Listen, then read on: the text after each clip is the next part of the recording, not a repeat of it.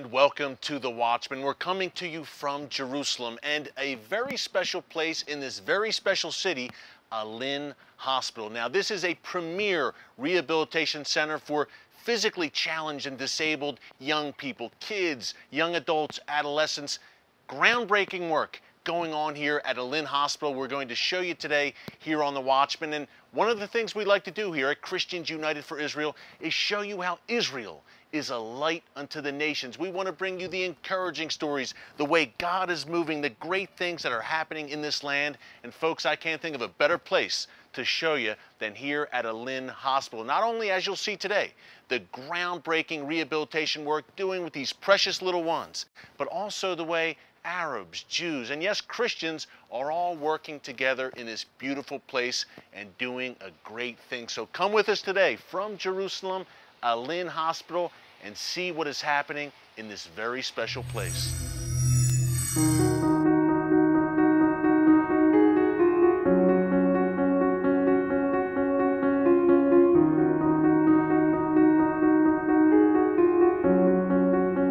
So, you know, creating health is not only about, medicine. It's always also about where you are. And here in Jerusalem, overlooking the beautiful Judean hills, this is the village of Ein Karem. Now you can see the multitude of churches. You can see the Catholic ones, the Russian Orthodox one. You can see a monastery. We know that there's so many people who consider this place something special. But I grew up in Jerusalem. For me, living together with all the religions in one place with people from all over the world, that's natural. And this acceptance of people coming from all over, I think it translates also into this building. Because we accept people that are different and come from different places, speak different languages, and they also look different. They wear different. You treat everyone regardless of ethnicity, religion. Everybody. We get everybody. We do not ask them where they're from unless it's in a conversation about their lives. Sure.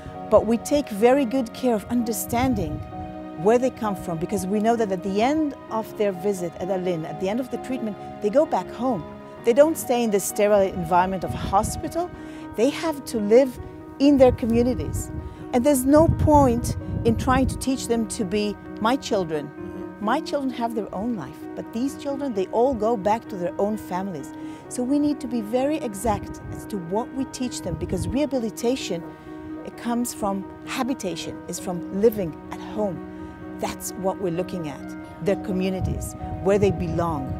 And medicine and therapies and all that we do here is about one thing, sending these kids back home to be part of their families. This is child-friendly, but it's also serious. You can see the serious equipment. This is not about playing around. The children who come here, either inpatients or outpatients in the afternoon, they work hard here. But they work hard and then they'll go outside and they'll keep working when they go to the regular gym in the regular neighborhood, which is the whole point of it. So this instills passion for them in physical fitness and being active, and they want to keep it going. So these kids here at Alyn, they have the message every day. You're just like any other kid. And you can be anything you want to be and do anything you want to do. And you're not going to get excused. You're not going to stay put and not work hard because, poor you, you're in a wheelchair. Oh no, you're going to work harder because we expect more of you. Because we believe that challenges are opportunities. We'll set the environment and we'll teach you how to do it, but we expect you to work hard. But for a child, you have to find the motivation. You must challenge the parents a little bit too. Oh, that's the whole thing. The key issue is getting the parents to understand that what we're doing, exactly, so that they will understand that what we're doing is not nice to have. It's essential for them to raise a child with special needs. Hey, look who's coming.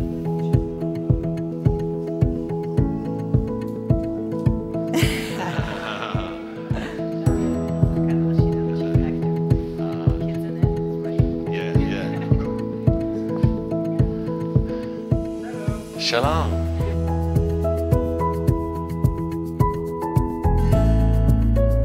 Abud. Abud. Good to see you, buddy. Hey, How you doing?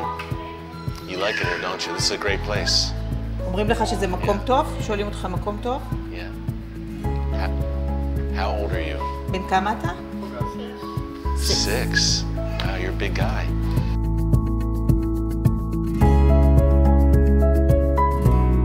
At the age of 8 months, Aboud was infected by a deadly bacteria, which was a life-threatening disease case.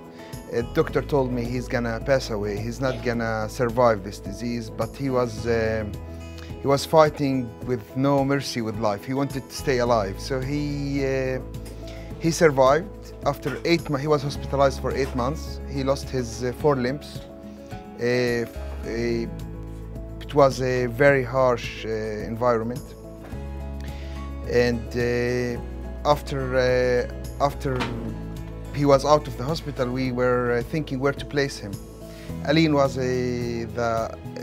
the very good and ideal location for him. He was treated in this hospital for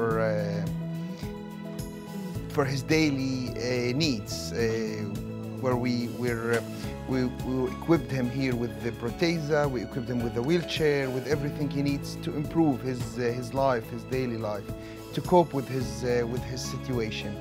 And in parallel to that, which was very helpful for him and us, he was integrated into the system, integrated into reading, writing, school induction. He was ready step by step to go to fly and to go with like any normal regular kid in living with 4 limbs. Wow, amazing. And right away you saw the difference. I mean, you saw the progress he was making, not only physically but in his attitude. And yes, we have received huge support from Alyn all over the last few years. We spent here 4 or 5 years in the hospital here. It's a huge support. It's a big family full of love. Everybody is supporting everybody. You come into the door, everybody is smiling, everybody is welcoming you, everybody is waiting for you. You feel the love and all over this place. And this is why we felt so loyal to this place, and we encouraged Aboud as parents to take part of any activities which might support this hospital, to give better and international standard treatment for kids in need. Certainly, it's not easy. It's very, very hard experience, but with the spirit of Aboud, with the support of Alyn, with the love we see around us, we managed to go through a long way through, until Aboud 2 months ago is moved from a school, from a special needs class into a normal class. First of all, I see Aboud as a gift. I see that God has gifted us with him. It's not a load on our shoulders, but a gift. This is how I see him first, and this is how the spirit we have at home. Second, I see no limits for Aboud. I see him, I think with his message of love, he will change so many things in Israel and across the globe. In a discussion between him and his mother, because now we are in the stage of telling him what happened to him, why he's different, why he's looking different, why everybody is looking at him in the roads, and why he's different. And we told him, my wife was telling him, that I wish I can give you my limbs. I wish the doctor can take them and give them to you. And he was looking at her in a weird look and saying, no, I don't want this. I'm so happy with myself as I am. And I want your limbs to stay your limbs, to stay for yourself. This holds 2 messages. This holds the satisfaction message with himself. The second thing is that he's full of love. He doesn't want to hurt anybody around him. So this is this is how Aboud, this is how he's giving love and attention to everybody. I think that what is really unique about Alyn is that we have achieved a critical mass of creative thinking. Our approach is creative. In other words, we don't see any problem as being insurmountable, and the therapists will tackle any problem and try to come up with a new solution, whatever the child might need. So we do things which won't be done in other places, such as, for example, putting a child who's on a ventilator in a swimming pool for hydrotherapy, because we see that as being important for them just in terms of the experience of life, and a statement to them and to their family that you can do a lot if you prepare and if you want to do it. There aren't borders that have to limit you. You can achieve what you want to achieve if we as society help you to do it and you've got the motivation to try. About a year ago, Ariel started complaining of pain in his right leg. And it was never in the same place, but it was always the right side. So we went to our pediatrician, who sent us for blood tests and x-rays, and then on to an orthopedist who diagnosed him within 30 seconds with Perthes disease. Now, we had never heard of Perthes disease, as did most people, because it's very, very rare. Basically, the blood stopped flowing to his right hip for no apparent reason that the doctors know, and the bone died. So in essence, he basically doesn't have the femur, the head of the bone. It kind of got reabsorbed into the body, and thank God it will grow back, but it could take about 3 years. So in the interim, he's not allowed to put any pressure on the right side. So he's not allowed to even stand, let alone walk or run, whatever a 4-year-old would do.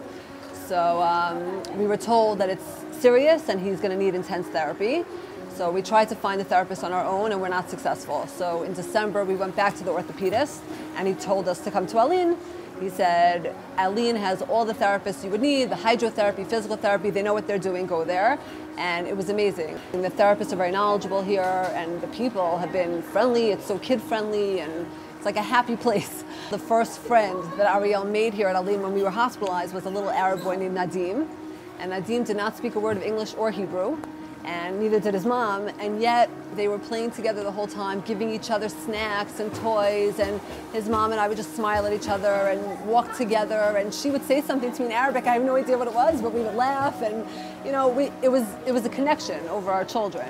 And that's when I started noticing, you know, all the other like Arab and Jewish relationships, and how, you know, therapists don't distinguish. The Jewish ones speak Arabic, and you know, the Arabic ones speak Hebrew, and everybody's just here to help the kids, and you can connect on very many different levels. I actually just met a woman this week from Saudi Arabia here who was so happy to hear somebody else speaking English because she doesn't speak Hebrew. So it's interesting how people come here from all walks of life, and you're just here for one reason, and it's amazing. Up next, a Christian pastor puts his faith into action, and an Arab father sees new hope for the future.